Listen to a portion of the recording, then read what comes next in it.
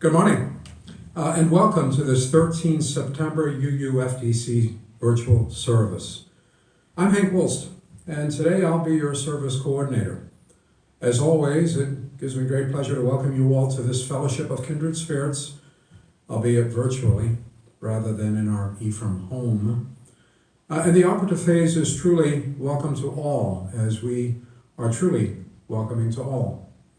And to all watching, let me extend my very best wishes for your good health, for your safety, for your comfort, for your warmth, for your compassion, for your kindness, and for your faith in that we will all get through this.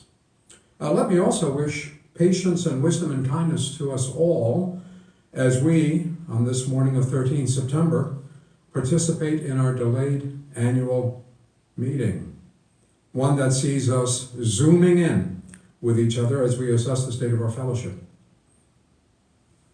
I will now light the chalice.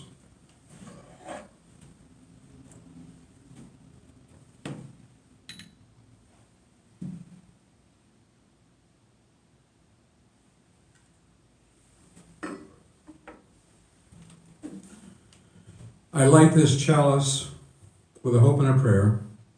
Hope for the flame of truth, the fire of purification, oil for anointing, and for comfort.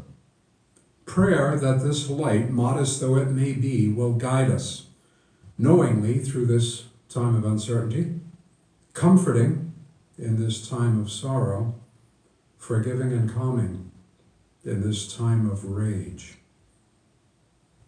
It's our custom at this point in our service to recite the unison affirmation, so please join me.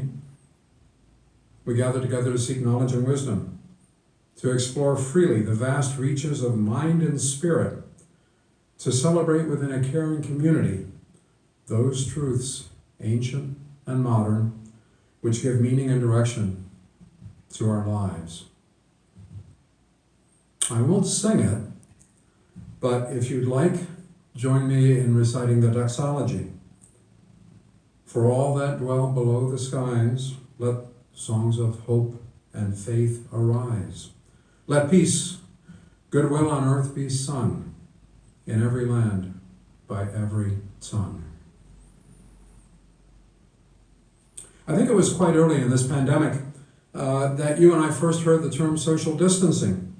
It's a recently coined phrase. In fact, it predates COVID-19, but not by much. The first incident of usage in the New York Times, for example, was in 2006. And I quote, "If the avian flu goes pandemic while Tamiflu and vaccines are still in short supply, experts say the only protection most Americans will have is social distancing, which is the new politically correct way of saying quarantine." I don't use the term. In fact, I abhor it. It's precisely what we should not be doing, social distancing. We should be physically distancing, to be sure, but we most assuredly should not be social distancing. In fact, we should be socially embracing, albeit via different means than we did in the past, pre-COVID. The voice on a phone call, the written word in a text or email, the photograph via Instagram, the combination of voice and image via FaceTime or Zoom, and meeting with the mask. We need those interactions now more than ever.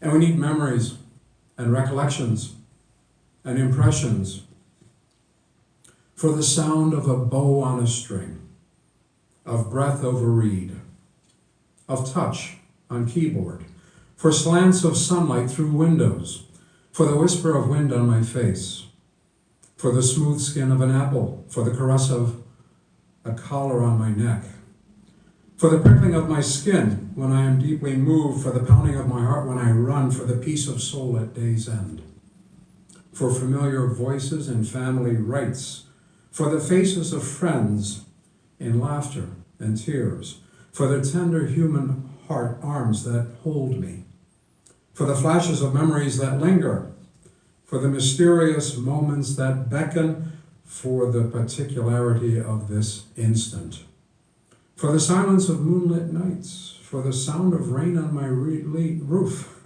of wind in dry leaves, of waves caressing the shore, for the softness of summer breezes, for the crispness of autumnal air, for dark shadows on white snow, for the resurrection of spring, for the faithful turning of the seasons, for angular leafless trees, for gentle hills rolling in the distance, and for meandering streams seeking an unseen sea, for cornstalks at stiff attention, for brittle plants bristling past their prime, for unharvested gardens, returning plants to enrich the soil, for the sight of familiar faces, the sound of spoken names, the welcoming embrace of outstretched arms, for the ritual of friendship, reminding us that we matter.